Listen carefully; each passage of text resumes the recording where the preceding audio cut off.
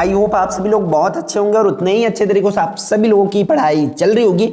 तो आपकी उसी पढ़ाई को और भी बेहतर बनाने के लिए बेहतर प्रैक्टिस के लिए हम लोग क्या देखने वाले भाई, model paper class 10th subject जो है साइंस की सॉल्यूशन देखने वाले। तो वीडियो को बहुत ध्यान से देखना, अंत तक देखना और जो भी क्वेश्चंस बताया जा रहा है उसको इस वीडियो के साथ ही 100% प्रिपेयर करते जाना है, ताकि आपकी जो तैयारी है बहुत अच्छे से हो पाए। ठीक है, तो आप लोगों के लिए क्वेश्चन कौन से आपके बोर्ड एग्जाम 2024 मतलब 2024 के लिए, तो बस ध्यान से देखते चलिए, पेन कॉपी ले लीजिए और जो भी क्वेश्चंस आपको लिखने लायक लगती है, मतलब जिस भी क्वेश्चंस के आपको प्रिपरेशन नहीं हुआ है उसको इस वीडियो के साथ ही प्रिपेयर करना है। इसलिए आपको क्या करना है, क्वेश्चन के साथ साथ उसके आंसर्स भी आपको बताया जाएगा, तो वो भी आपको नोट कर लेना है। ठीक है, तो चलो हम चलते हैं फिर सीधा सीधा किस पर भाई, हम ब्लूप्रिंट तो आपको बता दिया गया है। ब्लूप्रिंट अगर आप देखे होंगे, रणनीति देखे होंगे, तो ये चीज़ें आपको पूरी तरीके से समझ आती है कि कौन से चैप्टर से कितने मार्क्स की पूछे जाते हैं। तो वो पूरी चीज़ों को आपको फॉलो करना पड़ेगा, क्योंकि जिस चैप्टर से जितने मार्क्स का पूछा जाता है उतने ही मार्क्स का पूछेंगे। ठीक है, तो प्रोडांग कितने मार्क्स का है, 75 मार्क्स का आपको फाइनल एग्जाम होने वाला है, जिसके लिए आपको 3 आवर का मतलब 3 घंटे का टाइम दिया जाएगा। इसलिए इन क्वेश्चंस को आप लोग पहले प्रिपेयर कर लो, फिर क्वेश्चंस का आपको 3 घंटे बैठ करके उसको क्या कर लेना है, टेस्ट ले लेना है, सेल्फ टेस्ट। ठीक, तो चलो फिर हम चलते हैं सीधे सीधे, इसके जो भी सही विकल्प वगैरह है ये सब चीज़ों को हम पहले देख लेते हैं 1 by 1। ठीक है, तो यहाँ से हमारा स्टार्ट होता है क्वेश्चंस। फर्स्ट क्वेश्चन भाई क्या बोला जा रहा है आपको पता है, आधुनिक आवर्त नियम किसने प्रतिपादित किए, ये क्वेश्चन पूछा जाए। तो देखो यहाँ पर न्यूलैंड और डैबेराइनर जो है पहले से ही कट हो जाते। क्यों भाई, न्यूलैंड ने जो है अष्टक नियम दिया है और डैबेराइनर ने त्रिक नियम। बाकी आपके पास कंफ्यूजन के लिए दो, या तो मैंडलिफ इसकी आंसर हो सकती है या तो मोस्टली हो सकता है। तो ये आपको देखना पड़ेगा। तो एक चीज़ आपको पता है कि मैंडलिफ ने सबसे पहले क्या दिए थे, आवर्त सारणी दिए थे, उसके बाद मोस्टली ने फाइनल आधुनिक आवर्त सारणी दी है, इसलिए इसकी करेक्ट आंसर ब हो जाएगा। क्लियर है। फिर हम लोग नेक्स्ट क्वेश्चन देख लेते हैं भाई क्या बोला जा रहा है, समतल कोण को 2q कोण से घुमाने पर परावर्तित किरण कितने कोण से घूम जाती है बोला जा रहा है। ठीक है, तो इसकी आंसर की बात करें तो 4q एंगल से वो जो है घूम जाते हैं, इसको आपको याद रखना पड़ेगा। ठीक है, फिर क्वेश्चन नंबर 3 क्या बोला जा रहा है कि एथेनॉल में जब हम 5% जल मिला देते, को एथेनॉल है, उस एथेनॉल में कितना परसेंट, 5% जब मिला देते हैं, तो ऐसे इथेनॉल को क्या कहा जाता है, तो वो आपको देखना है। तो उसको परिशोधित स्प्रिट कहा जाता है। ठीक है, इस तरीके से उसको लिख लेना, याद रखना कि जब उसमें एथेनॉल में क्या मिला देता है, 5% जल मिलाते हैं, तब उसको परिशोधित स्प्रिट कहते हैं। फिर फोर्थ क्वेश्चन की बात करें तो फोर्थ क्वेश्चन देख लेते हैं, नीचे दी गई कौन सी वस्तु में ऊष्मा का संचार संवहन द्वारा होता है। तो ऊष्मा संचरण की तीनों विधि, संचरण, संवहन, विकिरण, तीनों में क्या क्या होता है वो चीज़ों को बेसिकली आपको समझना पड़ेगा। ठीक है, तब जाके ये चीज़ें आप अच्छे से कर पाओगे। तो संवहन में क्या होती है भाई, आपको ये पता होना चाहिए कि जैसे कि प्रकाश, विकिरण में प्रकाश के थ्रू होता है, मतलब उसमें माध्यम की आवश्यकता नहीं होती है। ठीक, चालन में किसके द्वारा होते हैं, पदार्थ के कणों के द्वारा होती है। तो बच गया कौन सा, संवहन। तो संवहन किस में होती है, तरल पदार्थों में होता है। इसलिए फोर्थ की बात करें, संवहन मतलब यहाँ पर चाय तो तरल है, पानी भी तरल है, ये भी हवा भी मतलब हो जाती है। तो यहाँ पर निर्वात जो है करेक्ट आंसर हो जाएगी। तो ये तीनों इसका नहीं हो सकता, क्योंकि इसमें होता है, इसमें नहीं होता है करके पूछा जा रहा है, इसलिए निर्वात इसकी करेक्ट आंसर हो जाएगा। फिर लास्ट, ये फॉर्मूला तो आपको याद रखना ही पड़ेगा। ठीक है, चैप्टर नंबर 9 से बॉक्साइड अयस्क का सूत्र है। तो बॉक्साइड अयस्क का सूत्र कौन सा हो जाएगा भाई, इसके Al2O3H2O, ये इसकी करेक्ट आंसर हो जाएगा। ठीक है, अब हम लोग देख लेते हैं इसके रिक्त स्थान की पूर्ति करें तो। ठीक है, जिसके लिए आपको सीधा सीधा 5 मार्क्स जो मिलेंगे भाई। खाली स्थान जैविक व अजैविक घटकों का बना होता है। तो पारिस्थितिक तंत्र जो है जैविक और अजैविक घटकों से मिला होता है। आपको अब जैविक घटक क्या होते हैं और अजैविक घटक क्या होते हैं उदाहरण सहित ये भी पता होना चाहिए। अगर इस तरीके से आप पढ़ाई करते हो तो डेफिनेटली आपका जो परसेंट है बहुत अच्छा आने वाला है। ठीक है, ऊर्जा का पिरामिड होता है। तो ऊर्जा का पिरामिड की बात करें तो वो क्या ऐसा होता है, सीधा होता है। तो इस पे आप लोग को लिखना है क्या, सीधा। फिर मेथेनॉल का रासायनिक सूत्र क्या होता है, तो मेथेनॉल का रासायनिक सूत्र HCH, ऐसा HCH ओ होता है, ठीक है, ये लिख लेंगे। फिर चालकता का एसआई मात्रक पूछा जा रहा है, तो चालकता का एसआई मात्रक जो होता है साइमन प्रति मीटर, क्या लिखेंगे इसमें, साइमन प्रति मीटर। फिर लास्ट क्वेश्चन है, अमाशय में स्रावित होने वाला एंजाइम खाली स्थान है, तो अमाशय में पेप्सिन नामक, कौन सा, पेप्सिन नामक एंजाइम जो है स्राव होता है या वहां से निकलता है, बोल सकते थे। ये 5 आपके रिक्त स्थान इंपॉर्टेंट वाले, ठीक है। फिर उचित संबंध जोड़ो, तो उचित संबंध जोड़ो का आपको बहुत ध्यान से करना है। भाई देखो इसमें कुछ चीज़ें अगर 1 से 2 को भी आप ध्यान से इसमें करते जाओगे तो वो आराम से आपसे बनते जाएगा। जैसे कि डायप्टर दे घरेलू विद्युत परिपथ, तो घरेलू विद्युत परिपथ किस में जा सकता है, समांतर क्रम में चला जाएगा, ठीक है, तो वो हो जाएगा। फिर डायप्टर की बात करें तो डायप्टर क्या होती है, लेंस की क्षमता, ये तो पता है ना। इसमें बेकिंग सोडा, तो बेकिंग सोडा एक ठो हो सकता है भाई, प्रति अम्ल हो सकता है। फिर बायोगैस के लिए आपका बाकी रहा मीथेन, और विभवांतर किसकी ऐसा यूनिट होती है, वोल्ट का। तो इस तरीके से आपको बेसिक सा दिमाग लगाना है, सिंपल सा, फिर ये आपसे आराम से बन जाएगा, ठीक है। अब यहाँ से क्या देखेंगे, हमारे 2 मार्क्स वाले क्वेश्चन। तो 2 मार्क्स वाले फर्स्ट इंपॉर्टेंट क्वेश्चन है। आप क्वेश्चन के साथ साथ इस वीडियो के साथ साथ प्रिपेयर करते चलेंगे, क्योंकि अब हमारे पास टाइम नहीं कि हम इसको बाद में करें, ठीक है। तो भोज्य पदार्थों में पाए जाने वाले किन्हीं 2 अम्लों के नाम लिखना है। तो देखो टार्टरिक अम्ल जो है इमली में पाया जाता है और एस्टिक अम्ल सिरका में पाया जाता है, ये आपको प्रिपेयर कर लेना है। फिर नेक्स्ट क्वेश्चन की बात करें तो ये सब क्वेश्चंस A to Z आपको निचोड़ में बताया जा चुका है ना। तो अगर वो करे होंगे तो आपको ये आराम से ये चीज़ें आपको सिर्फ देखने बस की ज़रूरत हो रहा होगा, है ना। तो देखो क्वेश्चन नंबर 3, निम्नलिखित यौगिकों के क्रियात्मक समूह पहचान कर लिखना है। क्रियात्मक समूह पहचाना है तो देखो इसमें Cl इसका क्रियात्मक समूह होगा, इसी तरह इसमें OH इसका क्रियात्मक समूह होगा। क्रियात्मक समूह पहचानना सीख जाओ ताकि ये थोड़ा बहुत भी चेंज करे तो आपसे बन जाए। इसमें लास्ट का Cl, इसमें लास्ट का OH क्रियात्मक समूह होगा। फिर 4th नंबर की क्वेश्चन भी आपके स्क्रीन पर है, क्या बोला जा रहा है, सौर सेल के 2 लाभ लिखना। तो सौर सेल के 2 लाभ भी बता देते हैं आपको।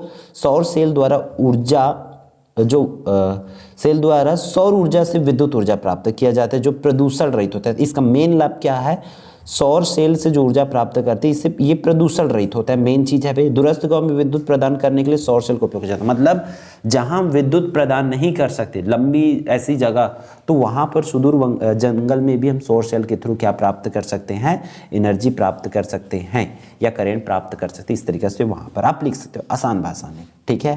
तो ये रहा इसके आंसर। फिर आपको पूछा जा रहा है श्वसन द्वारा ली गई वायु में कौन कौन सी गैसें होती है। तो श्वसन द्वारा ली गई वायु में nitrogen gas 78%, oxygen 21%, carbon dioxide 0.03% व जल वाष्प होती है। तो ये वायुमंडल में पाए जाने वाले गैसों का है, तो इसको आप अच्छे से कर लेंगे।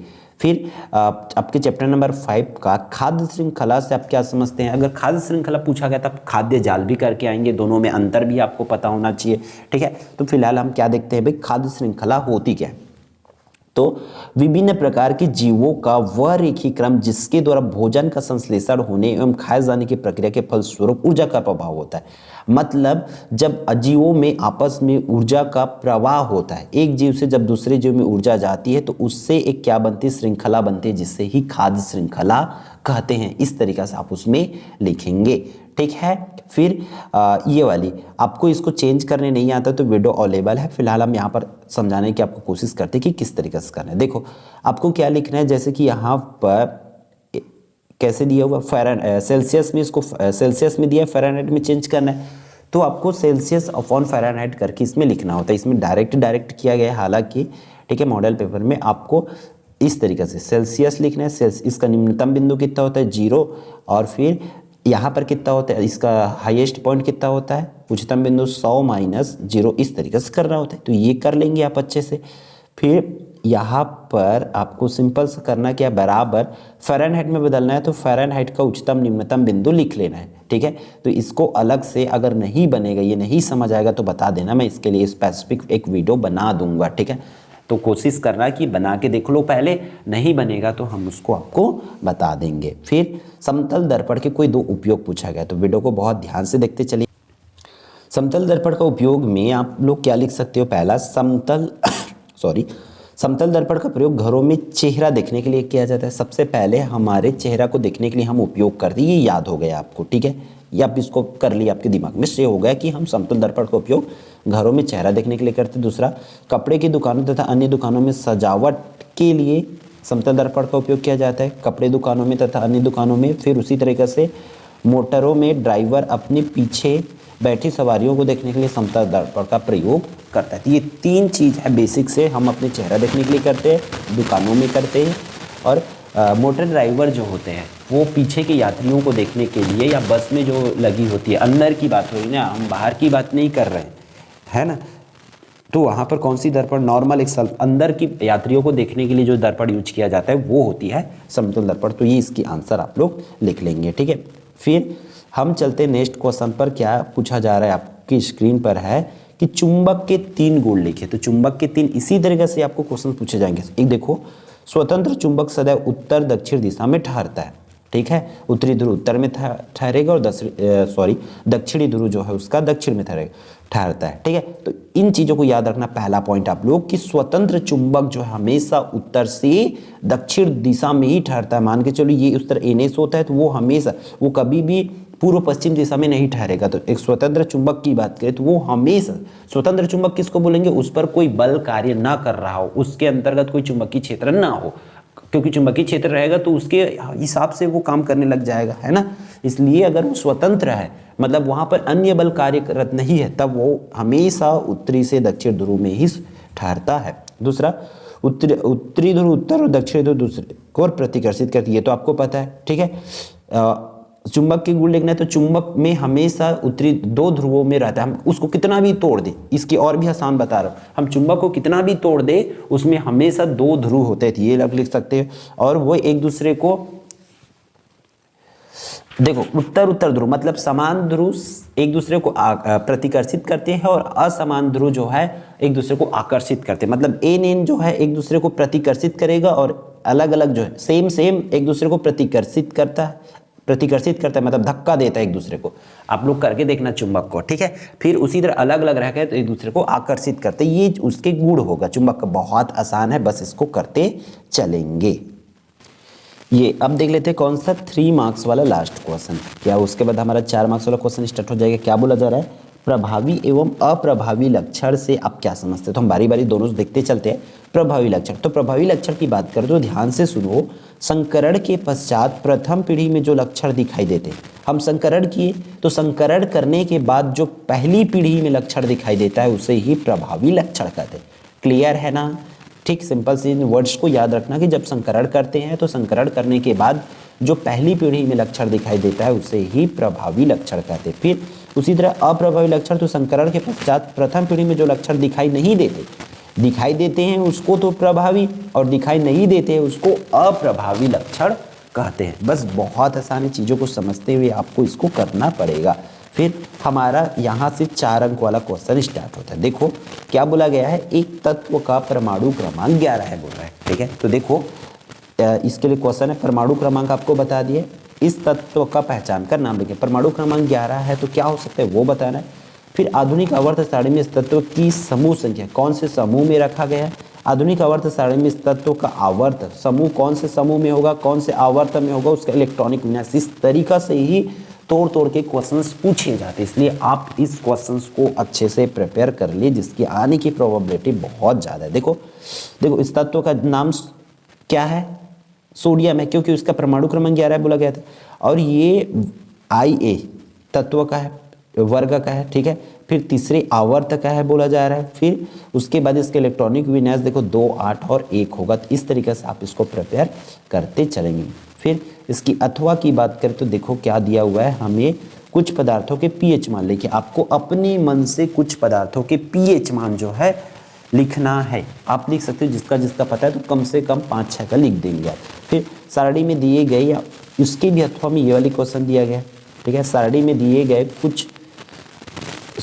कुछ पदार्थों के pH मान निम्नलिखित है बोला गया है उसमें, इसको लिखना है करके बोला जा रहा है। तो यहाँ पर pH मान दिया गया है, जैसे कि किन पदार्थों की प्रकृति क्षारीय होगा, किसकी अम्लीय होगा, किसकी उदासीन होगा। इसको बनाने के लिए आपको सिंपल सा pH स्केल में एक बार समझा दूं, ताकि आप अगर नहीं भी पढ़े हो तो आपको ये चीज़ें बन जाए। हमारे लिए फ्री स्पेस नहीं दिख रहा, तो चलो हम ये वाली पोर्शन को अपना यूज कर लेते हैं, ठीक है। तो देखो इस तरीके से आपको ये क्या होती है, एक स्केल होती है, तो इसका बीचों बीच को मान के चल लेते 7। इस तरीके से 0 से यहाँ से स्टार्ट होगा। तो ये 7 वाला जो 7 होता है वो होता है आपका उदासीन, ठीक है। सात के पहले वाला अम्ल और सात के बाद वाला क्या होता है, क्षार होता है। ये बेसिक सी चीजें को याद रखना, सात उदासीन और सात से पहले वाला अम्ल और सात के बाद वाला क्षार होता है, ठीक है, ये याद रखना। अब यहाँ की बात करें इस साइड की, इस साइड हाइड्रोजन आयन की मात्रा बढ़ती है, जबकि इस साइड जो है हाइड्रोक्साइड आयन की मात्रा बढ़ती है, OH आयन की मात्रा बढ़ती है। इस तरीके से बेसिक पीएच के लिए आप याद रखना, फिर डेफिनेटली पूरी चीज़ें आपसे बन जाएगा। तो चलो हम देखते हैं फिर इस क्वेश्चन की आंसर क्या हो सकती है। 3 क्वेश्चन बोला गया है, मतलब सिंपल से बताना क्या हमें कि कौन क्षारीय होगा, कौन अम्लीय होगा और कौन उदासीन होगा, यही बताना है। तो पीएच मान यहाँ पर देखते चलते हैं हम।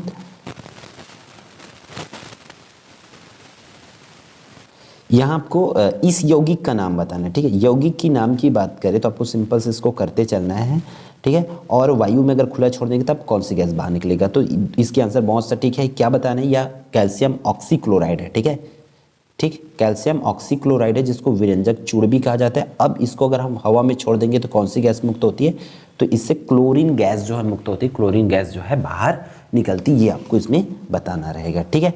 फिर हम लोग चलते हैं किस पर भाई, हमारे नेक्स्ट क्वेश्चन चैप्टर नंबर 1 का आपको पता है, जीवों के विकास के सिद्धांत के 4 बिंदुओं का वर्णन करना है, मोस्ट इंपॉर्टेंट क्वेश्चंस, ठीक है। डार्विन और वेलेस द्वारा प्रतिपादित, ये भी बोला जाता है ना, डार्विन और वेलेस द्वारा प्रतिपादित जीवों के विकास का सिद्धांत लिखिए करके, ठीक है, या सिंपल से इस तरीके से जैसे आपको बताया जा रहा है, दिखाया जा रहा है, उस तरीके से भी पूछे जाते हैं। तो यहाँ पर आपको बताना है पहला कि जीवों में विविधता पाई जाती है। पहला क्या बताएंगे आप लोग, जीवों में विविधता पाई जाती है, इसका मतलब कि कुछ जीव छोटे, कुछ बड़े, किसी की उम्र कम, किसी की ज़्यादा, इस तरीक़ा से होते हैं। तो सबसे पहला पॉइंट आपको याद रखना है, दिमाग में रखना है कि जीवों में विविधता पाई जाती है। फिर दूसरा, नई प्रजातियों की उत्पत्ति पूर्व में उपस्थित प्रजातियों से ही हुई है, ये दूसरा पॉइंट भी आप लोग याद रखेंगे। अगर कोई नई प्रजाति बना है तो वो तभी बनेगा जब पूर्व में उपस्थित प्रजाति कुछ न कुछ है, उसी से ही वो बने हैं, मतलब ऑटोमेटिक एकदम अचानक से नया जीव नहीं आ जाता। अगर कोई जीव है तो हालांकि उसी जीव के जैसे दूसरा जीव जो है उत्पन्न होता है। तो 2 पॉइंट आपको हो गया, जीवों में विविधता पाई जाती है, दूसरा नई जातियों की उत्पत्ति जो है पूर्व में उपस्थित जीवों से ही हुई है। फिर बताया रहा है भाई कि चलो जीवों की उत्पत्ति होती है, लेकिन सभी जीवों की जो पूर्वज है एक समान है, मतलब जीवों की उत्पत्ति एक समान पूर्वजों से अर्थ होती है, अर्थात सभी जीवों के पूर्वज जो है एक ही है, ये आपको बोला जा रहा है, ठीक है। फिर जीवों में पाए जाने वाली जो अनुवांशिकता होती है वो एक पीढ़ी से दूसरी पीढ़ी में जाती है, ये आपको लिख देना है। फिर प्रजातियों की आबादी में बदलाव होता है, प्रजाति जितना भी प्रजाति है आबादी में बदलाव होता है, तभी जो है विकास की प्रक्रिया चलता है। अगर मान चलो किसी की संख्या बढ़ते गया, कोई सा भी चींटी हो गया, तो पूरा मान चलो चींटी की जनसंख्या इतना बढ़ गया, चींटी को खाने वाले कोई नहीं है, तो पूरा जो विकास है वो जो है रुक जाएगा, ठीक है। तो इस तरीके से आपको समझना पड़ेगा, 4 से 5 पॉइंट आपको लिखना होगा, ठीक है। तो फिर देखते हैं आगे बढ़ते इसके अथवा में चैप्टर नंबर 15 के क्वेश्चन पूछे जाएंगे, ये आप सबको पता है। तो देखो क्या पूछा जा रहा है, अनुवांशिकी का जनक किसे कहा जाता है, उन्होंने किस पौधे पर अपना प्रयोग किया, उस पौधे को चुनने के 2 कारण लिखना है। 3 क्वेश्चन, एक क्वेश्चन ये, एक क्वेश्चन ये, फिर यहाँ पर 3 क्वेश्चन को एक साथ डाला गया है, सबको 1-1 मार्क्स का यहाँ पर आंसर मिलने वाला है। तो चलो भाई देखते चलते हैं, अनुवांशिकी का जनक किसे कहते हैं। इसका आंसर तो अनुवांशिकी के जनक जो है ग्रेगर जॉन मेंडल, ठीक है। कौन है, ग्रेगर जॉन मेंडल, नाम को याद रखना। उन्होंने किस पौधे पर अपना प्रयोग किया, तो उन्होंने मटर के पौधे पर अपना प्रयोग किया। तो इसका 1 मार्क्स, इसका 1 मार्क्स करके हमें 2 मार्क्स मिल गया। फिर हमें मटर के पौधों को चुनने के कारण बताना था, जिससे 2 मार्क्स मिलेगा। तो मटर के पौधों को चुनने का 2 कारण, क्योंकि देखो मटर के बीज से जल्दी नई पीढ़ी उत्पन्न किया जा सकता है, क्योंकि वो फास्ट होती है, हम जितना जल्दी चाहे रिजल्ट उससे अचीव कर सकते हैं। इस वजह से मटर के पौधों से क्या होती है, जल्दी से जल्दी नई पीढ़ी उत्पन्न होती है, इसलिए उसको चुना। दूसरा, मटर के पौधों में बहुत से विपरीत लक्षण पाए जाते हैं। 2, पहले ही एक तो जल्दी से जल्दी उसमें नए पीढ़ी उत्पन्न होते हैं, उसी तरह मटर के पौधों में बहुत से विपरीत लक्षण जो है पाया जाता है, विपरीत लक्षण पाए जाते हैं, इस तरीके से, इस वजह से जो है इनको यूज किया जाता है, ठीक। फिर रियो की पत्ती की स्टोमेटा का चित्र बनाकर स्टोमेटा के 2 कार्य लिखना। देखो चित्र का 2 नंबर मिलेगा, तो कार्य लिखोगे उसका मिलेगा। तो ये स्टोमेटा का कार्य है भाई, बहुत अच्छे से कर लेना है, सिंपल है बहुत, ठीक है। कौन क्या है, इसके नाम को आपको याद होना चाहिए। इसके कार्य की बात करते हैं, कार्य को देखते चलो। स्टोमेटा पत्तियों की सतह पर होती है तथा खुलने एवं बंद होने की क्रिया द्वारा वाष्पोत्सर्जन का नियंत्रण रखती है। तो स्टोमेटा क्या होती है, स्टोमेटा पत्तियों की सतह पर पाई जाती है, जो कि रंध्र की है ना, तथा खुलने एवं बंद, रंध्र बोला के खुलने एवं बंद होने द्वारा वाष्पोत्सर्जन की क्रिया को नियंत्रित करता है, ये याद रखना। फिर गैसों का आदान प्रदान करती है, दो काम, एक तो पहले वाष्पोत्सर्जन की क्रिया को नियंत्रित करता है, दूसरा जो है गैसों का आदान प्रदान करती है। ये दो काम है किनका भाई, स्टोमेटा का। तो डायग्राम को आप अच्छे से, आप इसी डायग्राम को आप करके आएंगे, आसान वाला, ठीक है। नाम इसके लिखेंगे चारों नाम को, उसके बाद ये कार्य जो बताया हूँ, एक तो वाष्पोत्सर्जन को नियंत्रित करता है, दूसरा गैसों का आदान प्रदान करती थी। ये दोनों चीजों को आपको बताना होगा, ठीक है। अथवा में क्या पूछा गया भाई, इसके अथवा में मनुष्य के मादा जनन तंत्र का चित्र सहित वर्णन करना है। देखो इसमें क्या करना पड़ेगा, इसके आंसर्स के लिए पूरे को पढ़ना पड़ेगा। हालांकि शब्द के लिए आपको थोड़ा बहुत दिक्कत होगा, बस करना तो पड़ेगा इन चीज़ों को, ठीक है, सीधा सीधा, क्योंकि 5 मार्क्स आपको दिला के जाएंगे। क्या मादा जनन तंत्र का डायग्राम है, तो ये डायग्राम में नाम सहित आपको अच्छे से ये बनाने भी आना चाहिए, ठीक है। फिर वो 4 मार्क्स का, यहाँ से होता है 5 मार्क्स का स्टार्ट। क्या बोला गया, प्रकाश की उत्क्रमणीयता का सिद्धांत क्या है उसको बताना है। तो देखो बहुत आसान है, बस चीज़ों को समझते चलो। मैं पढ़ रहा हूँ, थोड़ा थोड़ा समझाने का कोशिश करूँगा। अगर इस वीडियो के माध्यम से आप समझ गए तो बहुत अच्छी बात है। देखो कोई प्रकाश की किरण जिस मार्ग पर जाती है स्थिति उलट देने पर वो उसी मार्ग में वापस आ जाते। विरल माध्यम से प्रकाश की किरण OA पर सघन माध्यम प्रवेश करती है तब अभिलंब की ओर मुड़ जाती। सिंपल सा अगर इसकी बात करें डायग्राम, हाँ ये डायग्राम से, तो देखो जब प्रकाश आ रही है, ठीक है, प्रकाश आने के बाद अगर हम इसकी स्थिति को चेंज कर देते, मतलब वो जैसे ऐसे गया तो फिर ऐसे हो गया, दूर हटा, हम स्थिति को बदलेंगे तो तब भी वही प्रक्रिया ये होगा बोला जा रहा है। मतलब जो प्रक्रिया पहले हुआ था, अगर हम स्थिति को चेंज कर दे, अब प्रकाश जो है उस साइड से, पहले सामने से जा रहा था पीछे से आएगा, तब भी वो उसी डायरेक्शन पर, उसी मार्ग पर जाती है। इसे ही उत्क्रमणीयता का सिद्धांत कहते हैं, सीधी बात है, वो वही बताना चाह रहे हैं, ठीक है। तो इसी को लिखना है कि विरल माध्यम से प्रकाश किरण OA पर जाती है तब अभिलंब की OB की में चली जाती है। उसी प्रकार जब किरण सघन माध्यम BO से आती है तब OA में प्रवेश करती है तो अपवर्तन के पश्चात OA पर वापस लौट जाती है। जो मैं बताया वही चीज़ें हो रही है, वो जैसे ये मार्ग पर जाती है, हम पीछे साइड से करेंगे तो पुनः वो उसी मार्ग में ही लौटती है। इसी चीज़ों को आपको इसमें लिखना पड़ेगा, ठीक है। ये उसकी डायग्राम है, फिर इसको कर लेंगे, ठीक है। इसी प्रकाश के उत्क्रमणीयता का सिद्धांत कहते, बहुत आसान है ये। फिर आपको अथवा में इस तरीके से क्वेश्चन पूछे ही जाएंगे। देखो क्या बोला जा रहा है, आप समतल, अवतल, उत्तल दर्पण को स्पर्श करके कैसे, एक तो स्पर्श करके और एक बोला जाता है कि उसको देख करके या प्रतिबिंब के द्वारा भी आपको पहचानना। अब तो इसको छूओगे तो देखो स्पर्श मतलब छू करके बताना है कि कौन समतल दर्पण है, कौन अवतल दर्पण है और कौन उत्तल दर्पण है करके। तो देखते चलो, इसको ध्यान से आप चीज़ों को समझने चलना। देखो छूने पर समतल रहेगा तब समतल दर्पण, छूने पर दबा हुआ रहेगा, ठीक है, तब ये, और उभरा हुआ तल रहेगा तो उत्तल दर्पण, दबा उभरा, इस तरीके से ही आपको पहचानना है, ठीक है। प्रतिबिंब के हिसाब से कैसे पहचानोगे, तो जब सीधा आभासी व बराबर प्रतिबिंब बनता है किसमें, समतल दर्पण में, उसी तरह बड़ा आभासी व बड़ा वास्तविक व उल्टा बनता है, उसी तरह सीधा छोटा व आभासी बनता है। तो ये वर्ड्स को जो है आप याद रखना, क्योंकि किसमें कब क्या बनते हुए ये क्वेश्चंस आपको पूछे ही जाते हैं। और अंतर लिखने भी कहीं ना कहीं ये चीज़ें आपको बहुत हेल्प करने वाली, इसलिए बहुत अच्छे से इसको करेंगे। फिर 5 मार्क्स वाला नेक्स्ट क्वेश्चन हमारे चैप्टर नंबर 12 से विद्युत जनित्र का निम्नांकित शीर्षकों के अंतर्गत बताना है, उसका सिद्धांत लिखना है, नामांकित आरेख बनाना है और फिर कार्य कैसे करता है। तो सबसे पहले तो बता दो जनरेटर क्या होता है। जनित्र मतलब जो जनरेटर होता है डीजे वाली, आपको पता है, उसी के बारे में बताना है। वह युक्ति जो यांत्रिक ऊर्जा को, मतलब मशीन की ऊर्जा को विद्युत ऊर्जा में, यांत्रिक ऊर्जा को, आप लोग देखे हो है ना, जनरेटर क्या है, जनरेटर देखे होंगे, वो मशीन है। तो मशीनी ऊर्जा से क्या बनता है, करंट बनता है, जिससे डीजे बजता है ना, या घरों में लाइट जाती है। तो जब यांत्रिक ऊर्जा को विद्युत ऊर्जा में परिवर्तित करती है उसे ही जनित्र कहते हैं, याद रखना, ठीक है। जो यांत्रिक ऊर्जा को विद्युत ऊर्जा में परिवर्तित करती है, ये मोटर का जस्ट अपोजिट होता है। मोटर क्या करता है, विद्युत मोटर की बात करें तो विद्युत मोटर जो है विद्युत ऊर्जा को रासायनिक ऊर्जा में यांत्रिक ऊर्जा में परिवर्तित करती है। जब ये यांत्रिक ऊर्जा, जबकि जस्ट उल्टा ये क्या होता है, यांत्रिक ऊर्जा को विद्युत ऊर्जा में परिवर्तित करता है। ये आपको लिख लेना है। फिर सिद्धांत, तो कौन से सिद्धांत पर काम करते हैं, सिंपल से याद रखना, या विद्युत चुंबकीय प्रेरण के सिद्धांत पर कार्य करता है करके इतना आपको अच्छे से बताना है ये सिद्धांत को। फिर किस प्रकार से कार्य करता है उसके लिए आपको रेखा चित्र ये कंप्लीटली आपको बनाना पड़ेगा, ठीक है। चीज़ों को समझते हुए फिर इसकी कार्यविधि को पूरी तरीक़े से 1 बाय 1 स्टेप बाय स्टेप पूरे को पढ़ लेना है और इसी तरीक़े से लिखे पढ़ने मात्र से आपको समझ आने लग जाएगा, ठीक है। तो वो चीज़ें को आप अच्छे से कर लेंगे। फिर इसके अथवा में भी इस तरीके से क्वेश्चन पूछे जाएंगे कि घरेलू परिपथ में श्रेणी क्रम संयोजन का उपयोग क्यों नहीं किया जाता, क्यों उसमें समांतर क्रम का किया जाता है, ये देखना पड़ेगा। फिर विद्युत लैंपों की तंतुओं के निर्माण में प्रायः एकमात्र टंगस्टन का ही उपयोग किया जाता है। क्यों? विद्युत तंतु जो होता है, बल्ब की तंतु, बल्ब में देखना अंदर में जो तंतु रहती है वो टंगस्टन का ही क्यों बनाया जाता है। इन चीज़ों को बेसिक तरीके से इस तरीके से क्वेश्चन पूछे जाते हैं, ठीक है। तो बस समझते चलेंगे। फिर देखो आपको ये क्वेश्चन पूछे जा सकता है कि खनिज और अयस्क में अंतर लिखना, तो खनिज और अयस्क में अंतर आपको पता होना चाहिए, ठीक है। तो ये अंतर भी आप अच्छे से प्रिपेयर कर ले। फिर मिश्र धातु किसे कहते हैं, उदाहरण देना है। धातु अधातु में अंतर, उसके भौतिक गुणों में अंतर, इसी तरीके से क्वेश्चंस आपको जो है प्रिपेयर करना है इस बार के फाइनल एग्जाम के लिए, ठीक है।